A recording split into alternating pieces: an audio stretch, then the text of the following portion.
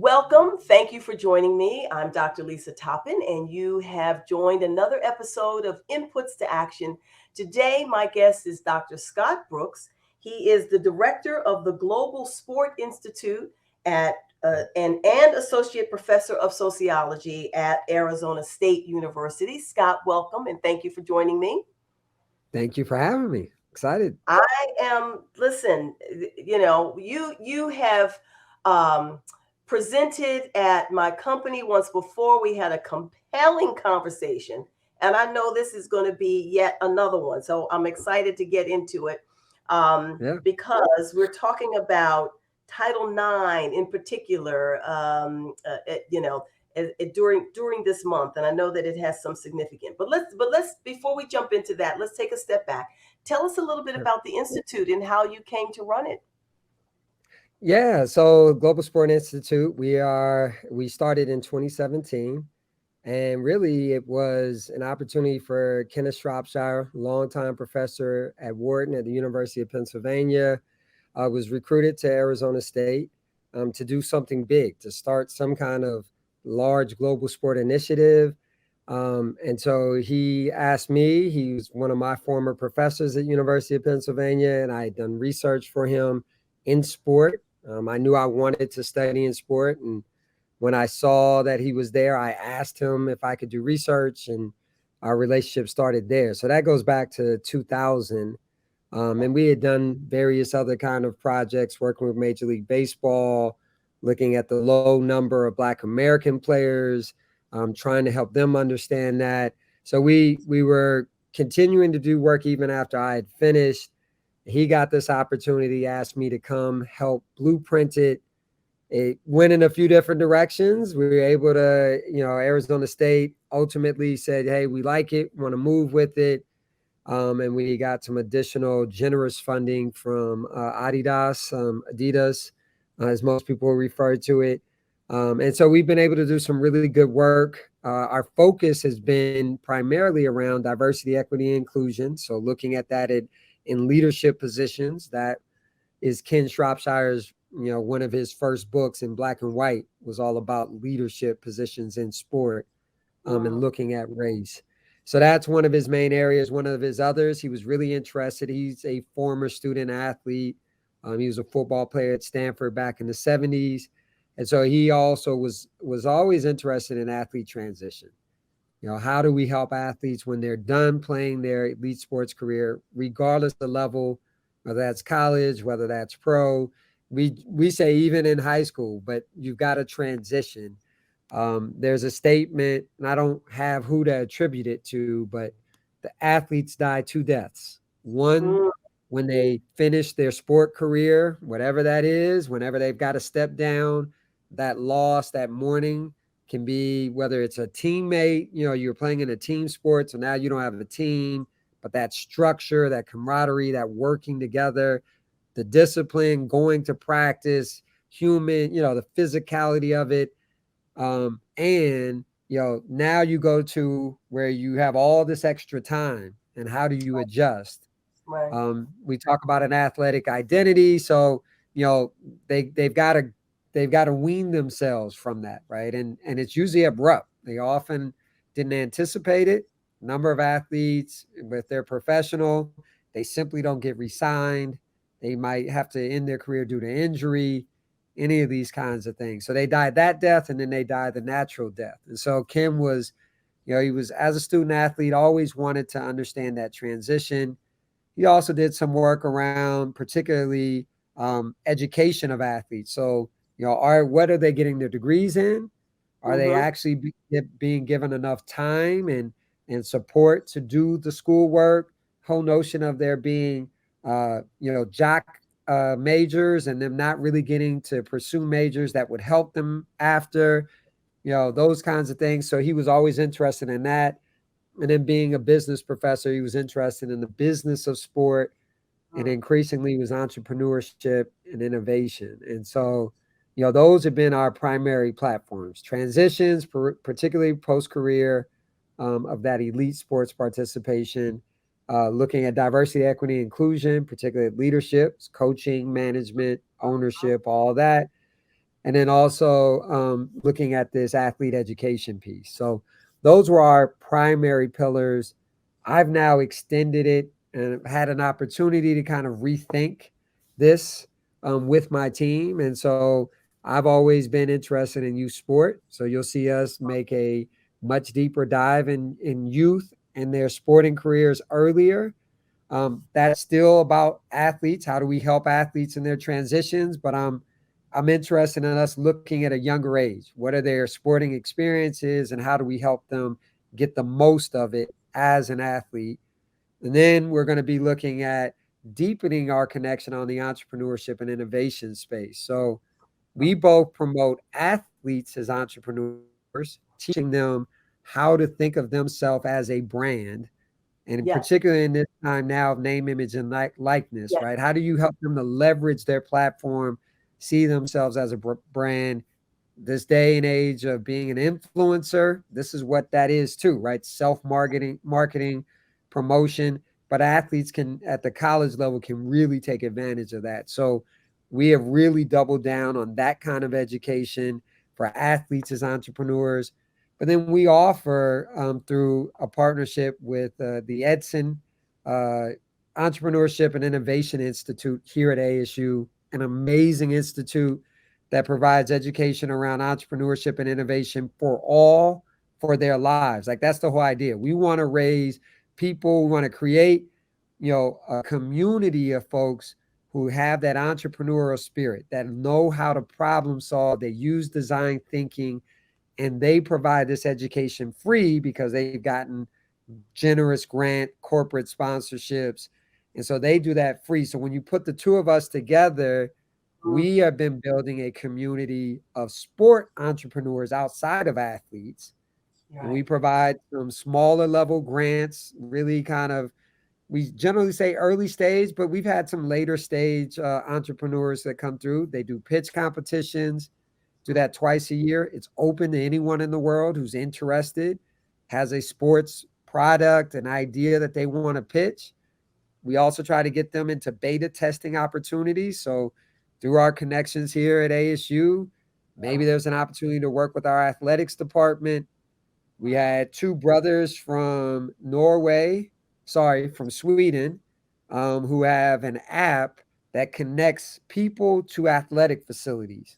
So during the pandemic, they were like, we couldn't compete or just go out and play sports. Things were closed down, but once things started to reopen, we wanted to be able to just say, hey, we're going to this park and get people back to playing pickup games and Mm, whatnot. So they started to link up facilities around their university and kind of the local area. And so you kind of got this meetup that could happen. Hey, we're going here, and you could connect. Here's a space, here are people, and get it broadcasted out. And now people could get back to playing. They wanted to come to the US market. We connected them to the broader student fitness center, and so they mm, want to, they wanted to get to a few American universities, but they won an award at our pitch competition. And, we don't just stop there. We provide mentoring and networking connections. So, that has been something we're doubling down in. I want to even take it to a younger level, want to make sure that our kids start more and more, or, earlier on to think about, to use design thinking to help us problem solve. They're mhm. the consumers of tomorrow. So wanting to hear from them now, what do they need? The industry wants to know, right? They're Right. really keen on user experience. So the sooner you can get to these kids and hear from them, and this idea is get them involved in even setting up in what they want, right? Them having a real voice in it. So that's another way that we do it. And then, the workforce development is another piece for me. And that starts again with kids. How do I help to get them, make them aware of the careers in sport? Because sport is it's in a brand new, I don't, you'll sometimes go, this was the golden age of whatever. Right. Sports had a couple of golden ages, but we're in the next golden age, right? So yeah, you could think about it in terms of when you see where women's sport is now, how it is so much bigger now than it was 5 years ago. And you go back to the 99ers when the U.S. women's national soccer team won.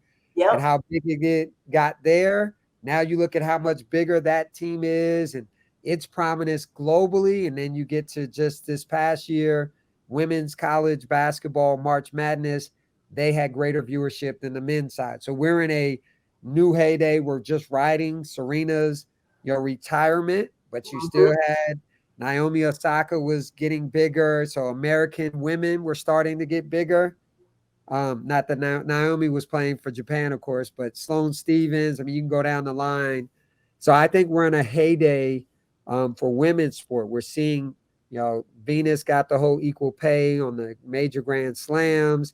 You look at women's track and field and the Sydney McLaughlins, and you can go Yeah. down the line. Like there's so much amazing coverage. It's increased, and women are just really killing it. So I think we're in a new heyday on the women, just looking at the women's side. Then when you look at what's going on in terms of the deals, Apple has to Mhm. have a sport, Amazon Prime has a sport contract. Like it's no longer just it Right. used to be the ABCs, NBCs, and it went to ESPN and then Right. Fox Sports.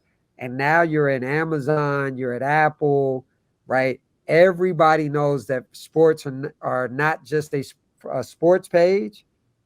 Scores are, I remember when scores got to be front page, 9/11, you'd see Mm. stuff. Now sport business is front page, right? So an owner gets in trouble or owner sells their franchise, the first woman to be on the coaching staff on a NFL team. So sport has just gotten so much bigger. It's Yeah. global. Formula One has been in Vegas. You've got the Olympic Games coming back to the States in 28. You've Okay. got World Cups, men's and women's coming to the States. We think women's will. Men's is definitely coming in 26. Hmm. Sport is just, it's really blowing up. American owners and folks like LeBron have ownership in English Premier League soccer. Like it's a huge, huge thing. And so there's a lot to study. Wow. Uh, Well, just as you walk through all of that, I don't think without that walkthrough that we would really have appreciated just how significant it really is and why you're describing it as a golden age. Because yeah, that's a lot. it That's is. a lot of stuff. And Youth sport is 20 billion, is nearing or close to 20 billion now as an industry. The wow. NFL alone is 24 billion. So youth sport by itself is near the size of the NFL when you're talking about revenues and whatnot.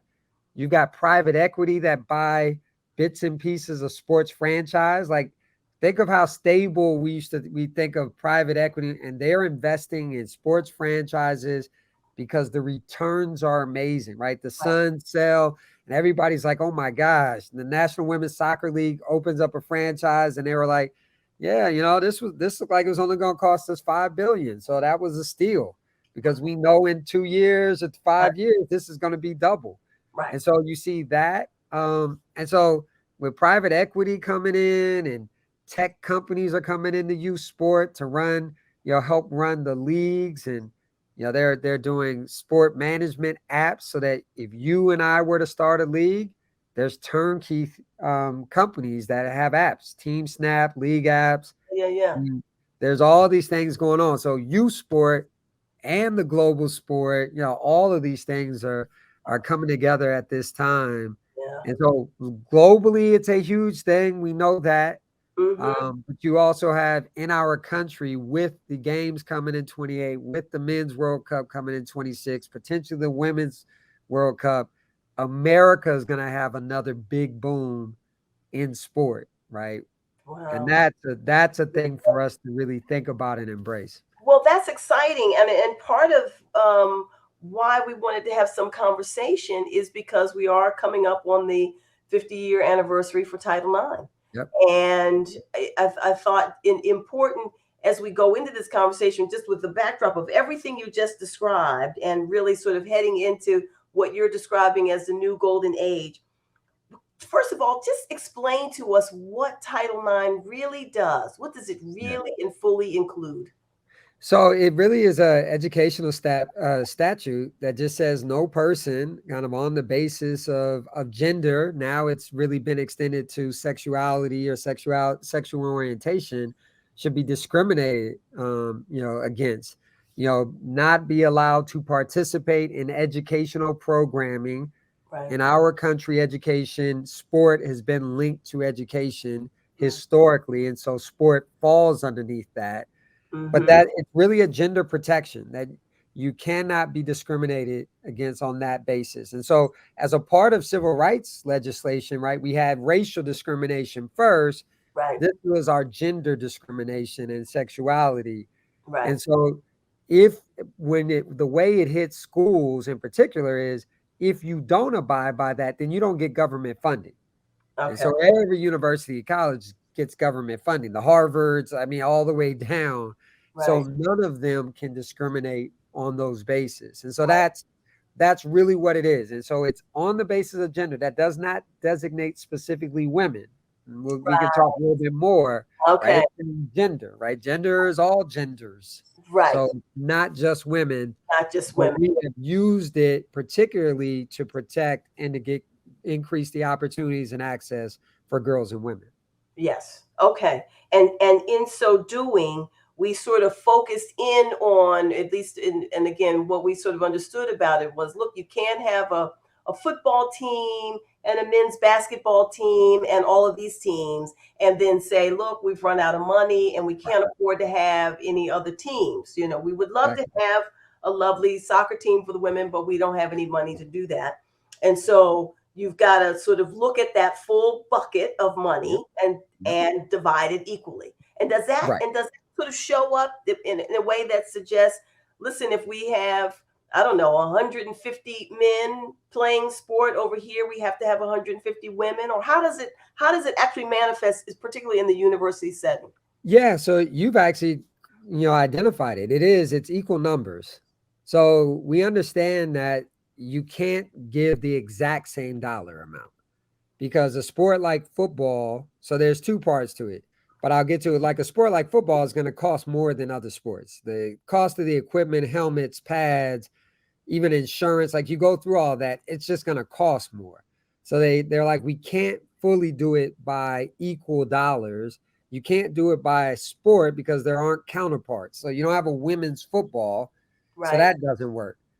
You can definitely go men's basketball, women's basketball. We'll make sure that those things are closer aligned, but even the market can dictate certain things. So they're not saying it's an equal dollar amount. They are saying it is an equal person.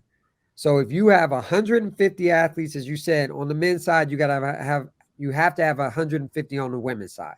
Okay. We are guaranteeing equal opportunity without discriminating against, by gender. So that's what you will see. It even gets down to things like coaching staff. So it's not just athletes. You've Oh, got three assistants on the men's side, and you're eligible for three assistants on the women's side. okay. So it really is that number about making sure that whatever we're saying we're providing towards to men, we're providing for women in terms of access to an opportunity. We Okay. can't guarantee something beyond that. That's okay. I think that was a helpful piece to clarify, just as we sort of peel into this conversation a little bit, because one of the things that I hear, or I have started to hear, and didn't really know, I just had less exposure to this altogether, Yeah. but that there was a lot of worry about Title IX really impacting male sports. Right. And I'm wondering, what was that?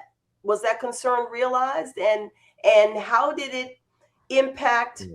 not only male sports, but what did it do? We're talking about women, but what did it do for African American women Yeah. and women of other racial backgrounds Yeah. um, as participants? So when we're looking at it, in general in our country, if you talk about any kind of reforms that are social justice based, restorative, any of these things that say, hey, we've got to reconcile and fix some stuff, then any group that has things taken away as they see it are going to really feel some kind of way. So Right. men, right? Men being the dominant group in our country, white men in particular, there was a lot of concern that, by doing this, you're hurting those. And so then we end up in that debate. How Mm-hmm. can you fix something by hurting someone else? Isn't that all hurt is wrong, right? We get those kinds of logic without thinking about historical positions of power, privilege, how this is operated, and the difference being access. We're trying to make sure that there's access given to each. Right. So when with that, there were real concerns, and immediately there were universities that said we are not going to be able to have these men's sports. A Mm. real thing. It's a real thing, like in anything when you're talking about resources. So you go, all right, um, in order to have more of this, if I've got a limited amount, right? So I think of it like with my kids, you're pouring them juice when they're young. Right. You want to get them something even. Right. So you mess up, you pour a little bit more over here, and you got to pour a little bit more on the other side. Right. Yeah, but when you get to the point that where you're like, I can't do anything more, you realize I could have maybe, right? Because you never get that right. And the terrible part is a hairline. Like I used to cut my own hair, I cut other people's hair. And you learn that if you're getting someone's cutting your hair and they keep messing with your hairline, like you start at some point, I go, dude, stop. Like I'll have to go with what you got. And Right. then the next Right. time, I'm like, yo, don't touch it. Like I don't need you to, right? And Don't so fix it. You can't fix right. it. Right? So sometimes you can correct something by reducing. You don't have to add, Right. especially if you don't have the resources. If you don't have any more juice, I'll have a way of adding, right? Moms might put water in there, Right. but you might pour less. You might go, let me just pour some more out. Right. And that's what you got. They had to go, how are we going to make these finances work? Because we're going to comply, Right. but then you can't be bloated on the men's side. And that's really what it was. Right. You had too many men's sports for your budget, for your budget. Right. So you went, it's cheaper for me to do this rather than to add sports. And so there was a time being when sports shrunk, which shrinks whenever budget problems come in. So I actually don't attribute it to Title IX. I attribute it to budget Right. because you could have gone and you could have devoted more money to the athletics budget if the university thought it was so important, right? You could have gone to some other routes. You Right. chose to do that because that was an easy cost cutting. And that's what Amazon did it. Like this is what companies do. Right. Hey, we got budget issues. We're just going to cut some people. We can do it arbitrarily 20%. That's essentially what some universities elected to do. That's a it's not just a kind of random thing. Okay. We know that only 20% of the Power Five, it's all universities, only 20% of them make a profit from sport. So Okay. most of them are in the red. Wow. So the idea to cut back was good for them to do because they weren't operating in a profit anyway. Anyway. You only can operate in a profit if you got big time football. And Right. then it needed to be big time winning football. Then you had to have a media contract. Otherwise, you just can't make the money. So we should start with that. It Okay. doesn't make enough money for you to just keep adding sports and so on. So they had to make decisions. Many of them, or a number of them, chose to cut on the men's side so that they could provide some opportunities for women. And then they got their numbers, and their numbers will fluctuate Right. because sometimes a coach might be able to go and campaign and say, I really need this extra person. Right. And then what I've experienced at universities is literally then on the women's side, a coach is told, and they usually start in the same sport. So if the men's side, they get a late recruit or whatever, then they just go to the women's coach and say, hey, I got an extra person. Can you find an extra person? I mean, that's often how it just happens that informally. Wow. But that's what often happens. So the numbers can still fluctuate. And then there are universities that have grown again, right? So once the money got good and there were new sports, you wanted to offer certain things, a booster might come in with money. So Mm-hmm. our athletic director here, Ray Anderson, is known for he's had boosters or people say, hey, I think we should have ice hockey. Ice hockey was a real example. Mm-hmm. And he said, okay. And they said, well, what would it, how can we do that? And he said, well, if you guys are willing to fundraise, we can tell you what the cost is to have that sport. Right. And in it, he would calculate it's not just having it on the men's side, which is what they were asking for. He Right. was able to say, here's what it's going to cost, and that includes what our parallel has to be on the women's side. And then he was able to get to a number. So people, when they ask, he would go, here's what you need to pay Right. or fundraise. And if they fundraised it, and then we end up with a hockey team, Wow. right? We Yeah. have a triathlon team, right? So you can get into different sports. And so ASU, I think the average Division I university is probably somewhere around 22 intercollegiate sports. Okay. But that's the average. So ASU might have 25 one year, others may have 19. I was at University of California, Riverside without football. Mm-hmm. Theirs is probably closer to like 16. Like, so you Mm-hmm. get this range. But that's one aspect. There were programs, men's programs that were cut because the university made that decision. Right. It's not, to Right. blame On it in the it. Right. Title IX. Yeah, that doesn't make sense. One of the other things that happened though was when you're looking at statistics, and they'll do prior to 1972, there's a famous statistic that says 90% of women's college teams were coached by women. Okay. Now that number is it's far less Really? because you have men coaching on the women's side. Right. That's when I say you cannot be discriminated against by gender. Okay. So men actually are part of affirmative action in that way. We're given the space that you couldn't just say you can't coach on the women's side because you're a man. Right. You could Title IX would say, nope, you got to give me an opportunity too. Right. Of course, the way our world works, that did not translate to more women or any women on the men's side. Like that fraction is still zero. And the highest level, you get to D2, D3, it gets to maybe, I think you're talking less than 3%. Right. But you will have some women who will be head coaches in men's sports. Right. There are some women who might be, you get track and field, which is different. It's co-ed. And so, you can have times in which you may have a woman coaching at that level, but even that's very, very rare. Sometimes in swimming, which can be both men and women, or everything is done together, but you just don't have that happen. So it has benefited men. And this Mm. is where I say, here's how power works. Mm-hmm. More men have benefited because you look at women's college basketball, and there was a clear time where you saw, the top women's programs were going to be 50-50 coached by women and men, right? At Gino Ariema at UConn, Right. right? There have been other men who've been big time coaches throughout, had long tenures, even in the WNBA.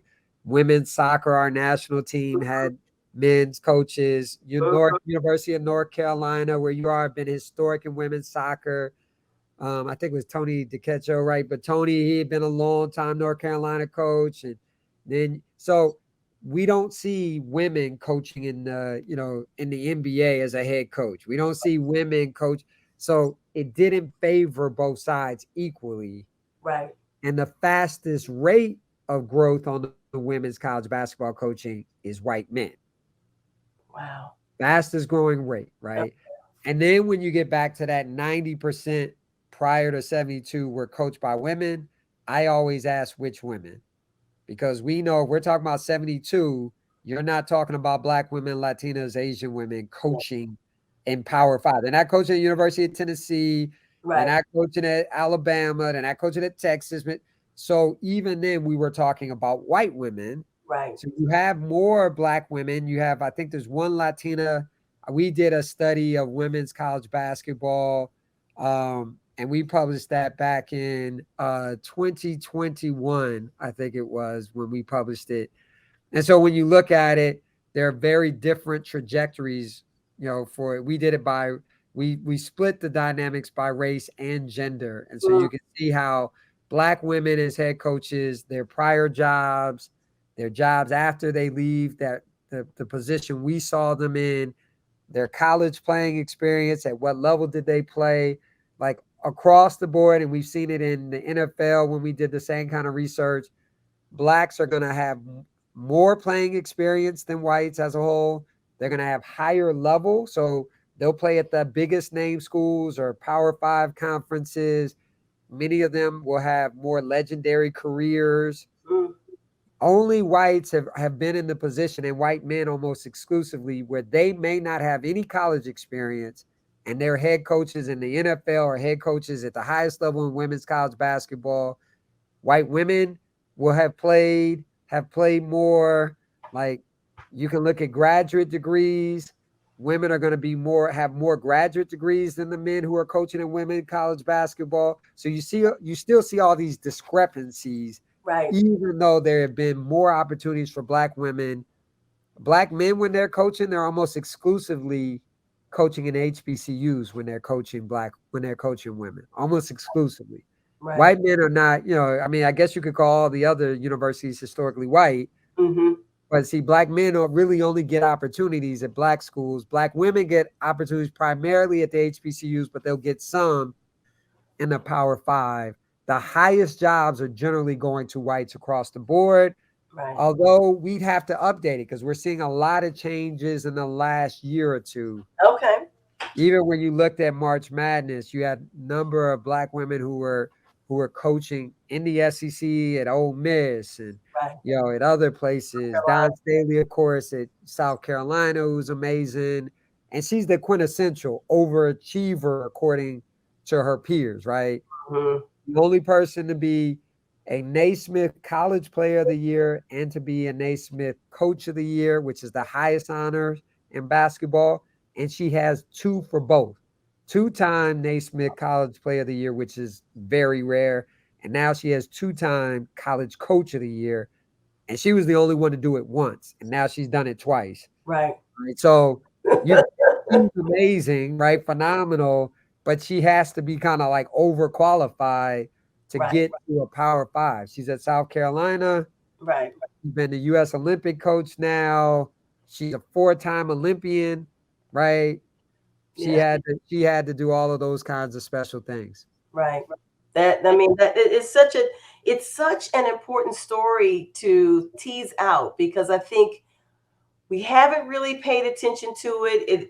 It as you described it, it's just sort of happening, and so we're just sort of paying attention. And Yeah, the women of soccer found and finally got pay yeah, equity, and so yeah, things are moving and happening. But you don't really sort of have to step back and have this context around who really is leading, who's getting opportunity to coach and to lead, and yeah, to be in the front office of these of this industry yeah, in a way where they're really making the opportunities and the cash and all that comes with it. So then what do you see as the challenge today then with Title yeah, IX? Is it evolving in a way that is going to continue to open up, yeah, start yeah. to open up more opportunity for all of the groups that really have not fully participated in the way that you're describing?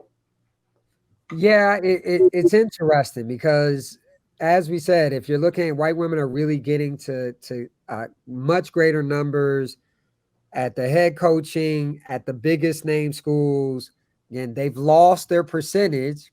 White men have pretty much taken over that percentage. So if you've got white men, I think they're somewhere in the 20 percentile, somewhere between 20 and 30%. And we need to update that information. But that loss is pretty much they carved into where white women were, Right, right? So white women are still like 60, 70%, but white men, yes, about 60%, but white men have taken a good piece of that. And so then you get to looking at them in athletic director roles. You've got more white women are moving in athletic director roles. You have more white women moving into president roles. You have a few Asian women at kind of like the president role because it goes to an academic. When you look at athletics, you're not going to see really any Asian women that route. Mm-hmm. right? You see a few black women, you see one or two Latinas here and there, like University of Missouri Mm-hmm. has a Latina who's the head AD. I want to say she's probably the first Latina to be an AD at a Power Five. And that was fairly recent. And Okay. she's phenomenal, paid her dues, has done all of her work, and runs that very well. Desiree Reed. So you'll see some glimpses of this, but our challenges are still generally, when we look at Title IX and gender, and again, it's been open to sexuality, sexual orientation. We still got issues around transgender rights. So that's definitely one of the big challenges that we are facing. Still looking at how are women going to transition more and more to things, as you were talking about, C-suite operations. How are they going to get into those positions? We are seeing some growth in the NFL. You'll see there are more women who are on coaching staffs, Okay. but usually they're not in roles that actually directly relate with to the player. Mm. There's a few that are doing, but they don't actually get a whole lot of contact. And if they get contact, then they're not in the ones that are making decisions about who plays. Right. So you're still kind of tight cast in the particular roles. And you get back into notions like, well, but that's because they don't have the playing experience. And the Right. problem with that is, again, you've had white men as coaches who Right. don't have playing experience, and Right. yet they get there. So that's a false kind of notion that that's a requirement. And Right. black men, and depending on the research, if we're looking at a sport like the NFL, even in baseball, we've kind of said the same thing. You almost lose points if you're a black person and you have a playing experience. It's like you have to overcome it, Mm. because the notion is you were a player, but you don't really know the Right. technical X's, and like that's what you often hear. You've got the player experience, so you'll relate better to players, but the technical experience of knowing the game. So we get back into these racial stereotyping of who's smart, who isn't, Right. who can see it, and who has a calm head. You get all these kinds of things. And so women face those same kind of stereotypes, whether Hillary Clinton and other women in leadership of will they be too emotional? Like you get all these problems that still show up. Yeah. Questions around could a women lead an athletic program that has college football as the main, like you get all these Right. nonsense things that Right. aren't Right. applied to men, don't matter as much. So it's still very much an old boys network. You look at Mm-hmm. ownership, very much an old boys network. So those are going to still continue to be some of the challenges. We don't have women coaching at the rec level and at youth level. It's still very much men or coaches. So like it's Uh, right when you think of the yeah. coaches your kids had, unless it was a girl sport, and even then it needs, like, you get to a gymnastics, whatnot, you even look at that. You look at our gymnastics programs, you're still going to have a lot of men coaching Yeah. under gymnastics, right? Yeah. So Yeah. at the rec level, you really, if you go to a local YMCA, you might see a little bit more than when you and I were growing up, but Mm-hmm. there's a huge push. So the Yeah. good thing is there's pushes, there's more curriculum that is girl specific. Yep. Now there's training programs and really trying to get more women into to coaching the youth so that girls can feel more and more confident. They don't have the stereotype. We're hoping to break the stereotype that an Mm-hmm. athlete is a man. Right. Girls still face that. They still Yeah. face the pressure of, if a boy says, well, I can beat you, so you're not really an athlete. Like they still have to deal with those kinds of pressures. So those are challenges. And then I would tell you, the overall global challenges to sport are things like wealth. So Yeah. ownership that is now, you have owners in one sport that are now branching off into other sports. That's the global trend. Okay. Robert Kraft from the Patriots has some ownership over in English Premier League. LeBron has some ownership. They're now diversifying into sport because it's its own huge industry. So you That, don't have to go, oh, yeah, I'm in sport, but I got to be in these other things because that pays the bills. Sport pays the bills now. yeah. Yeah. And Yeah. so if men continue to make more money than women, and they do, Mm-hmm. that gender gap, that pay gap overall means less women are able to have the resources to buy teams and Right. to get into that kind of position. I think one of the growths are that we see are in more are newer sports. So when MMA and combat sports came in, they quickly went to women and had women fighters. Right. You'll see like there's growth in frisbee as a sport, Yeah. there's I, growth in rugby, and yeah. you start to see that they'll go co-ed and or will just bring women's sides in quicker. Right. So there's stuff there, but there's still a pay gap. Like it Yeah. in that we still are not going to pay women as much. So there's a lot of those different challenges.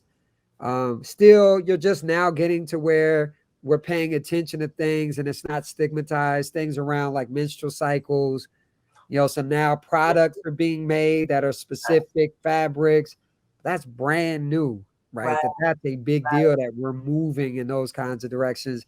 And then when you get to girls of color, you'll add things like hair, you'll add other kinds of body shaming stuff that goes on because of dynamics. Serena has always faced that kind of body shaming, even Venus to a lesser extent, but Yeah. Serena, because of her build and her muscles and her strength, and didn't fit the white archetype for what beauty was supposed to be. And Right. so we also have those kinds of challenges that they will face hyper surveillance and whether or not they are women enough, right? When they are dominant, the WNBA faces some of that, fear around, sexuality Hmm. so all of these become those kinds of issues. Women still have to, you look at the Brittany Griner, Yeah.